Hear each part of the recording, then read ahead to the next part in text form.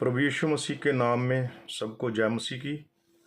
आज हम पवित्र बाइबल में से पढ़ेंगे निर्गमन की किताब, उसका चैप्टर 12 1 से लेके 13 आयत तक आपको पढ़ना है। मैं आपके सामने, वीडियो लंबी ना हो इसलिए मैं सिर्फ केवल 13 आयत को पढ़ूंगा। और जिन घरों में तुम रहोगे उन पर वह लहू तुम्हारे लिए चिन्ह ठहरेगा, अर्थात मैं उस लहू को देखकर तुमको छोड़ जाऊंगा, और जब मैं मिस्र देश के लोगों को मारूंगा तब वह विपत्ति तुम पर ना पड़ेगी और तुम नष्ट ना होंगे। आमीन। प्रभु के पढ़े गए वचन पर आशीष बरकत हो। छोटी सी प्रार्थना विनती करते हैं। हमारे स्वर्गीय पिता, हम आपको धन्यवाद देते हैं प्रभु यीशु मसीह के नाम में, क्योंकि एक ही नाम है जिस नाम से स्वर्ग में प्रार्थना मंजूर होती है, वह नाम यीशु मसीह नाम है। हम इस पढ़े गए वचन के ऊपर यीशु मसीह के नाम में स्वर्गीय पिता आपसे आशीष और बरकत मांगते हैं। हमें बुद्धि और सूझबूझ दें। हमें प्रचार करने वालों को, सुनने वालों को भी प्रभु अकल बुद्धि दें, ताकि आपके पवित्र आत्मा की दी हुई बुद्धि से हम इसको जान पाए। हमारे ऊपर दया करें, कृपा करें। हम आपके बेटे यीशु मसीह के नाम में अपने उद्धारकर्ता मुक्तिदाते यीशु मसीह के नाम में होकर इन आशीषों को मांगते हैं। सुन और कबूल कर। आमीन। तो प्रभु यीशु मसीह का धन्यवाद हो। हमने कूच की किताब, उसका चैप्टर 12, और उसमें से मैंने सिर्फ 13 आयत को पढ़ा है, लेकिन आपको इसको पढ़ना है 1 आयत से लेकर 13 आयत तक। आप सारा भी पढ़ सकते हैं, लेकिन जो प्रचार मुझे करना है वो 1 आयत से लेकर 13 आयत तक करना है। जब मूसा इस्राएल कौम को मिस्र की गुलामी से छुड़ा कर ला रहा था, तो उस समय जो मूसा है उसको खुदावंद ने आज्ञा दी कि ये जो तेरे लोग हैं इनको यहाँ से कूच कर लेके और इनको कनान के देश में पहुंच जा, जो जिसको आज हम इस्राएल कहते हैं। मिस्र में से निकलो और इस्राएल देश में जाओ, जो वादा की हुई धरती है उस देश में जाओ, क्योंकि वही धरती का मैंने तुम्हारे साथ वायदा किया है, जिसमें दूध और शहद की नदियां बहती हैं। और दूध और शहद की नदियां कैसे हैं? वहां पर अंगूर बहुत अच्छे होते हैं, वो शहद के जैसे मीठे होते हैं, और वहां की जमीन बहुत उपजाऊ है। घास फूस जितनी भी अपनी वनस्पति इतनी अच्छी पैदा होती है कि जो उसको जानवर खाते हैं तो वो ऐसे दूध देते हैं जैसे नदियां बहती। तो यही एक तरीका था, तो मतलब उनके बात करने का प्रभु का। और जब उन्होंने एक एक मेमना लेना है, जिस रात 10 तारीख को, ये साल जो है तुम्हारा, ये साल का महीना, पहला महीना होगा जिस दिन भी वहां से वो निकले। अब तुम कूच करोगे, तुम निर्गमन करोगे, तुम यहां से चलोगे, ये साल का तुम्हारा पहला महीना गिना जाएगा। तुम्हारा साल अलग होंगे, तुम्हारा 1 महीना 30 दिन का होगा। और तुम जब यहां से निकलोगे तो 10 तारीख को एक एक मेमना लेना है, और 14 शाम तक उसको अलग करके रखना है झुंड से, ताकि उस मेमने को परखा जाए, ताकि मेमना बीमार ना हो, मेमना लंगड़ा होना, लूला ना हो, इसी तरह कोई परेशानी बीमारी ना हो उसमें, ताकि उस मेमने को अलग करके और उसकी कुर्बानी देनी है 14 तारीख को शाम को। यानी कि 3.5 दिन उस लेले को आपने अलग करके उसकी परख और पहचान करनी है, ताकि वो मेमना जो है, लेला जो है, वो बीमार नहीं होना चाहिए। वो भेड़ों में से हो या बकरियों में से हो, 1 साल का नर बच्चा होना चाहिए, मादा नहीं होना चाहिए, और उसकी तुम कुर्बानी चढ़ाना। और जो उसका लहू होगा उसको तुम अपने दरवाजे की चौखट के ऊपरली साइड में लगाना, और उसके जो बाजू हैं दरवाजे के साइडों में भी उसको लगाना है। और जो उसका मांस है लेले का, उसको तुम लोगों ने खा लेना है। अगर लेला बड़ा होगा तो अपने पड़ोसी को साथ में मिला लेना है, ताकि लेला कंप्लीट हो जाए, सारा का सारा खाया जा सके। और लेले को किस तरह खाना? उसने कहा आग में भून के खाना है। सर से लेके पांव तक साबुत को भूनना है, और आंतड़ियां समेत, सिरी समेत, उसके पैरों समेत पूरे का पूरा खाना है।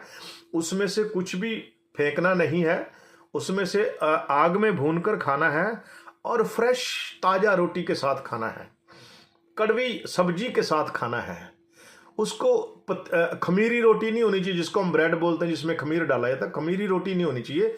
उसमें लिखा है फ्रेश और ताजी रोटी के साथ खाना है, ताजे मन्ने के साथ खाना, ताजी रोटी के साथ खाना। रोटी जो है वो जीवन रोटी को बयान करती, जैसे यीशु मसीह ने कहा मैं जीवन की रोटी हूं।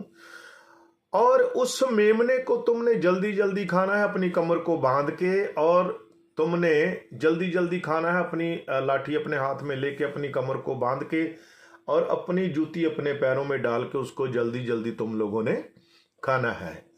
और जब उस रात मैं मिस्र के बीच में से, खुदावंद कहता है कि मैं होकर के गुजरूंगा, और जिस घर के ऊपर लहू का निशान होगा, जिस घर के अंदर मेमना कुर्बान किया होगा, मैं उसके ऊपर से गुजर जाऊंगा। वहां पर मैं मौत को, श्राप को नहीं भेजूंगा, मौत को नहीं डालूंगा, वहां कोई पलोठा बच्चा नहीं मरेगा। लेकिन जहां पर भी लहू नहीं होगा, वो मिस्र के लोग थे जिन्होंने मेमना कुर्बान नहीं किया, और ना ही मेमने को उन्होंने खाया, ना परमेश्वर की आज्ञा को उन्होंने माना। तो जहां कहीं पर भी लहू होगा, मैं वहां पर मौत नहीं भेजूंगा, मैं वहां से आराम से गुजर जाऊंगा। और ये जो लहू 13 आयत हमने पढ़ी है, वहां पर ये लिखा है कि वो लहू तुम्हारे लिए चिन्ह होगा, वो लहू तुम्हारे आजादी का निशान होगा। तो बहनों भाइयों, वहां पे जो उन्होंने मेमना खाया, जो लीला खाया, वो 4 पांव वाला मेमना था, वो भेड़ का था। कुछ बकरियों में से लिए गए, कुछ भेड़ों में से लिए गए, जैसा भी तुम्हारे पास जानवर है उसमें से एक नर ले लो, उस मेमने को काटो और खाओ। तो ऐसा पुराने नियम की कलीसिया के लिए वो मेमना कुर्बान किया गया, 4 पांव वाला। लेकिन वो मेमने जब कुर्बान किए जाते थे, लेकिन पुराने नियम का जो मेमना था बहन भाइयों, वो केवल लोगों के पापों को ढाक देता था, ऊपर से धोकर साफ नहीं करता था, क्योंकि उस मेमने के अंदर प्राण आत्मा नहीं होता था। ठीक है, इसलिए वो मेमना हर साल बार बार कुर्बान करना पड़ता था। एक रीति थी, एक त्यौहार था उनका। हर साल वो कोई ना कोई इंसान कोई मेमना कुर्बान करता, कोई बैल कुर्बान करता था, कोई कबूतर के बच्चे कुर्बान करता था। तो इस रीति से जितनी किसी की हैसियत होती थी, जितना किसी की जेब में पैसा होता था, वो एक सिस्टम बन गया उनका कि वो इसी तरह से साल के साल मेमने को कुर्बान करते थे। तो वहां से उस रात वो लोगों ने मेमना कुर्बान किया, मेमना खाया, और वहां से लेकर वो बनी इस्राएल कौम सुबह वहां से कूच कर गई। मिस्र के लोगों ने उनको जाने दिया। जब उनके सब पलूठे बच्चे मर गए, जानवरों के भी, कीड़े मकोड़ों के भी, पशु पक्षियों के भी। और लेकिन इस्राएल के किसी भी डेरे में जहां पर इस्राएल के लोग रहते थे, वहां पर कोई मृत्यु नहीं हुई। और मिस्र के लोग हैरान हो गए, क्योंकि ये कैसे हो गया। उन्होंने कहा कि भाई, हमने मेमना कुर्बान किया, खुदावन ने एक मेमना हमारे लिए ठहराया था, हमने उस मेमने को कुर्बान किया, और उसके मांस को क्या किया, हमने आग में भून के खा लिया, और सारे का सारा खाना सर से लेकर पांव तक। अभी क्या होगा भाई कि ये जो मेमना पुराने नियम में उन्होंने खाया, ये मेमना 4 पैर वाला था। लेकिन जो मेमना आज हम खा रहे हैं, वो मेमना 2 पांव वाला है, हमारे जैसा है, वो एक मनुष्य के जैसा मेमना है। वो मेमना प्रभु यीशु मसीह है। और पवित्र बाइबल में जब हम यूहन्ना की अंजील उसका 1 अध्याय शुरू में पढ़ते हैं, तो लिखा, आदि में वचन था, वचन परमेश्वर के संग था, और वचन ही देहधारी हुआ। ये मेमना वचन है मेरे बहन भाइयों, जो हम खा रहे हैं आज, और मैं और आप खा रहे हैं। ये हमारे पास पवित्र बाइबल है, वचन है प्रभु का। ये मेमना हम आज मैं और आप खा रहे हैं, ये प्रभु का वचन हमारे पास है। तो हमारे लिए जो मेमना है वो यीशु मसीह है, और यीशु मसीह वचन है, क्योंकि यूहन्ना की अंजील 1 अध्याय में लिखा है कि आदि में वचन था, वचन देहधारी हुआ। तो हमारे लिए ये मेमना काटा गया, और उस मेमने की परख और पहचान हुई 3.5 दिन तक। 10 तारीख से लेकर 14 शाम तक उसको झुंड से अलग रखा गया, ताकि उसकी परख, उसकी पहचान हो सके। और 3.5 दिन के बाद 14 शाम को उसको काटा गया। इसी रीति से हमारे प्रभु यीशु मसीह की परख और पहचान 3.5 साल तक हुई। वो अपने माँ बाप से, अपने घर से, अपने रिश्तेदारों से अलग हो गया 30 साल की उम्र में, और 3.5 साल तक यीशु मसीह की परख और पहचान की गई। और यीशु मसीह चलता रहा, लोग उसके पीछे पीछे दौड़ते रहे, कोई ना कोई उसमें कमी निकालने के लिए लोग उसके पीछे पीछे घूमते रहते थे। लूका 20:20 में लिखा है, कुछ ऐसे लोग उसके पीछे लगा दिए गए फरीसियों की तरफ से, जो खुद को कपट से धर्मी बताते थे, और उसमें कोई ना कोई कमी, उसमें गलती ढूंढना चाहते थे। लेकिन वो लोग उसके पीछे पड़े रहे, लेकिन वो उसमें कोई भी गलती ढूंढ नहीं सके, क्योंकि वो कुर्बानी का मेमना था। मेरे और आपके पापों के लिए उसने कुर्बान होना था, और वो बिल्कुल निर्दोष था, और वो नर था, उसकी कोई हड्डी नहीं तोड़ी गई। आज मैं और आप, उन्होंने जो मेमना खाया वो सर से लेके पांव तक खाया। उस समय आंतड़ियां भी साथ में उनको खानी पड़ी, भून करके खानी पड़ी। लेकिन हमारा मेमना जो यीशु मसीह है, इसको भी हमने सर से लेके पांव तक खाना है। यीशु मसीह वचन है, यूहन्ना की अंजील उसके पहले अध्याय के मुताबिक। और यीशु मसीह वचन है और वचन हमारे लिए मेमना है, जिसको यूहन्ना ने कहा वो देखो परमेश्वर का मेमना आ गया जो जगत का पाप उठाकर ले जाता है। और ये जगत का पाप क्या है? जगत का पाप है विश्वास ना करना। यही जगत का पाप था। उस समय के लोगों ने भी यीशु मसीह के ऊपर विश्वास नहीं किया। और मेरा और आपका मेमना प्रभु यीशु मसीह है और इसको हमने खाना है, सर से लेके पांव तक खाना है। यानी कि उत्पत्ति की किताब से लेके प्रकाशित वाक्य तक हमने इस मेमने को खाना है। अभी जो हम बातें कर रहे हैं, अभी हम क्या कर रहे हैं? अभी हम मेमना ही खा रहे हैं। ये मेमना प्रभु का वचन है, हम इसको खा रहे हैं मेरे बहन भाइयों। जब हम बाइबल को पढ़ते हैं तो हम वचन को खा रहे हैं, हम वचन को खा रहे हैं। ठीक है, तो वचन को जब हम इस मेमने को खाएंगे, और मेमने को उन्होंने खाने के बाद कूच किया और वो कनान की तरफ को निकल पड़े। फिर रास्ते में लाल समुद्र आया, उसको भी उन्होंने चीर के निकल गए। प्रभु ने उनकी हेल्प करी बहुत ज्यादा। और उसके आगे जाके उन्होंने लड़ाइयां लड़ी। ठीक है, लड़ाइयां लड़ी और लड़ाइयां लड़ते लड़ते लड़ते 31 देशों को उन्होंने मार दिया। कितने? 31 कंट्री, 31 देशों को मार करके वो कनान के देश में पहुंच गए। तो देखो मेरे बहन भाइयों, ये बहुत लंबी चौड़ी कहानी है, कैसे सफर हुआ मूसा के द्वारा, फिर आगे योशुआ ने उनकी अगुवाई की और फिर वो लोग कहां पर? कनान के देश में पहुंच गए। और मेरा जो आपका मेमना है वो प्रभु यीशु मसीह है। इसको उत्पत्ति से लेके प्रकाशित वाक्य तक हमने सारे का सारा खाना है। वो उन लोगों ने मेमना खाया और कूच किया, वो कनान में पहुंच गए। तो कनान एक किस्म से दूध और शहद की नदियां जहां बहती है, एक स्वर्ग का नमूना ही था वो। ठीक है, लेकिन आज मैंने और आपने स्वर्ग में जाना है। हमें भी एक मेमना हमारे लिए काटा गया है और उसका लहू हमारे सर पर, हमारे बाजुओं पर, सारे शरीर पर लगाया गया है। हमारे घरों के ऊपर भी यीशु मसीह का लहू है। इस मेमने का लहू है जो नए नियम का मेमना है। जो इस्राएल ने खाया वो पुराने नियम का मेमना था, जो मूसा के द्वारा उनको खिलाया गया। ठीक है, लेकिन जो हमारा मेमना है नए नियम का मेमना है। इसका नाम प्रभु यीशु मसीह है।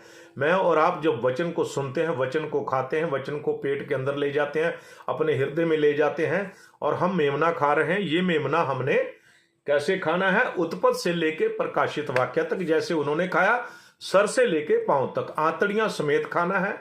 उसमें कुछ भी बचा कर नहीं रखना। अगर कुछ बच जाए तो उसको आग में जला देना है। इसी रीति से मैंने और आपने ये जो वचन है, ये जो वचन की रोटी है, ठीक है, फ्रेश रोटी है, पतीरी रोटी है, खमीरी रोटी नहीं खानी। वहां पर यही लिखा मेमना खाना, लेकिन रोटी कैसी लेनी है? ताजी लेनी है, फ्रेश लेनी है। हिंदी की बाइबल में लिखा अखमीरी रोटी, अखमीरी, खमीरी नहीं अखमीरी, यानी कि फ्रेश रोटी खानी है आपने। तो मेरे बहन भाइयों, आज हम फ्रेश मन्ना खा रहे हैं, फ्रेश रोटी खा रहे हैं। ये यीशु मसीह का वचन है। मैंने और आपने उत्पत्ति की किताब से लेके प्रकाशित वाक्य तक सारे का सारा ही खाना है। तो मेरे बहन भाइयों, ये नए नियम का मेमना हमारा प्रभु यीशु मसीह है। ये हमारा मसीह मेमना है। और इसको हमने कैसे खाना? उन्होंने कैसे खाया? अपनी कमर को बांध के, अपनी लाठी अपने हाथ में लेके, अपने जूते अपने पांव में पहन के। जैसे संत पौलुस कहता है, तुम सच्चाई से अपनी कमर बांध लो और आत्मा की तलवार ले लो, मुक्ति का टोप ले लो। ठीक है, और अपनी लाठी जो कि परमेश्वर का वचन है, तलवार है, इसको अपने हाथ में ले लो। तो ये मेरे बहन भाइयों, नए नियम का मेमना प्रभु यीशु मसीह है। मैं और आप इसको खा रहे हैं। और कुछ लोग ऐसा कहते हैं कि हम इस शहद को नहीं मानते, हम रसूलों के कर्तव्य को नहीं मानते। कुछ लोग कहते हैं हम दशवांश को नहीं मानते। कुछ लोग कहते हैं कि हम किसी को पास्टर नहीं मानते, हम तो यूट्यूब को ही पास्टर मानते हैं। ठीक है, आप यूट्यूब में वचन सुनो, ठीक है, लेकिन आपका एक लोकल पास्टर होना चाहिए। जैसे मूसा उस समय में उन लोगों का पास्टर था, उन लोगों का नबी था।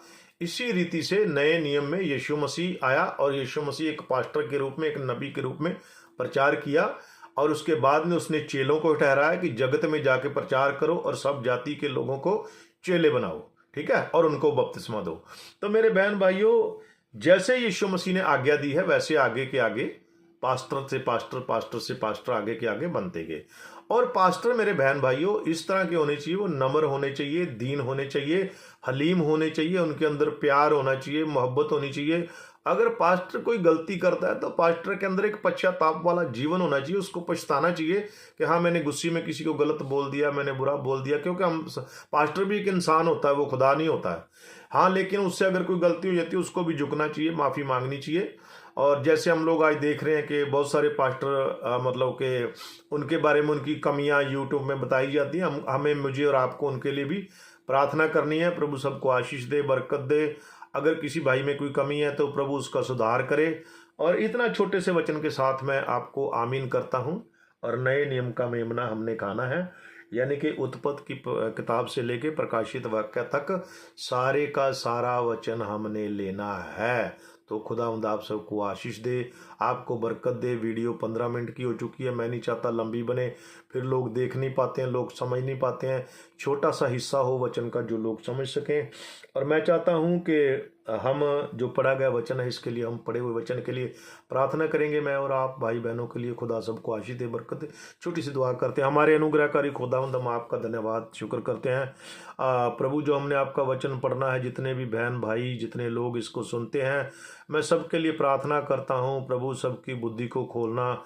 और प्रभु, जो लोग वचन को सुनते हैं आशीष और बरकत पाएं। अगर किसी की प्रभु कोई ज़रूरत है, कोई डिमांड है, तो प्रभु जैसे आपने मेरी ज़रूरतों को पूरा किया, मेरे घराने की ज़रूरतों को पूरा किया, यीशु मसीह मैं विनती करता हूँ कि आप सब लोगों की जो इस वीडियो को देखते हैं, प्रार्थना को सुनते हैं, प्रभु उन सब की ज़रूरतों को पूरा करना। हम इस प्रार्थना को स्वर्गीय पिता आपके बेटे प्रभु यीशु मसीह के नाम से होके मांगते हैं, आमीन। तो गॉड ब्लेस यू, सबको जय मसीह की।